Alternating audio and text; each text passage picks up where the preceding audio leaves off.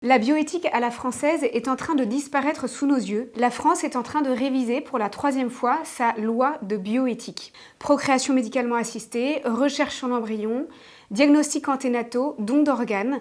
La loi est censée réguler ces pratiques et leurs dérives pour protéger la vie et la dignité humaine. La ministre de la Recherche, Madame Vidal, disait dans les débats que ce que la science rend possible n'est pas forcément souhaitable. En un quart de siècle, on constate que la loi de bioéthique française a dérivé et a légalisé ce que la science rendait possible. La recherche sur l'embryon humain est emblématique en la matière, emblématique de la dérive de nos lois de bioéthique. Vous savez qu'il se définit en termes scientifiques comme le processus vital, continu et organisé qui, s'il n'est pas interrompu, aboutit à la naissance d'un enfant. Vous savez que l'embryon est humain, c'est-à-dire qu'il appartient à notre espèce humaine. Il est la plus jeune forme de l'être humain.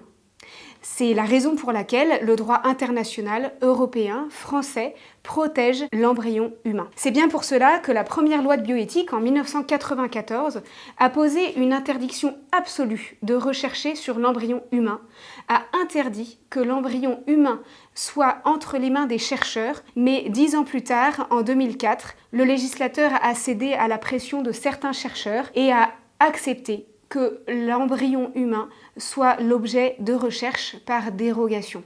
Ce qui a conduit naturellement en 2013 à autoriser par principe que l'embryon soit un matériau de recherche de laboratoire. En 15 ans, la recherche sur l'embryon a été révisée 5 fois. Il n'y a jamais eu autant de révisions juridiques d'un régime qui est censé réguler une recherche. La recherche sur l'embryon qui a lieu dans le monde depuis plus de 20 ans ne guérit pas. Il n'y a pas de thérapie effective à base d'embryons humains ou de ces cellules souches embryonnaires humaines. Il s'agit donc d'un mythe que certains chercheurs utilisent pour diminuer les exigences de la loi et disposer plus facilement de l'embryon humain. En 15 ans, l'embryon humain est devenu un matériau de laboratoire, détruit sur les paillasses des chercheurs. Trouvez-vous cela normal que la révision de la loi de bioéthique en cours prévoit d'aller toujours plus loin, prévoit d'expérimenter le mélange interespèces, la modification génétique de l'humain, la création de gamètes artificiels à partir de l'embryon humain et de ses cellules souches embryonnaires humaines?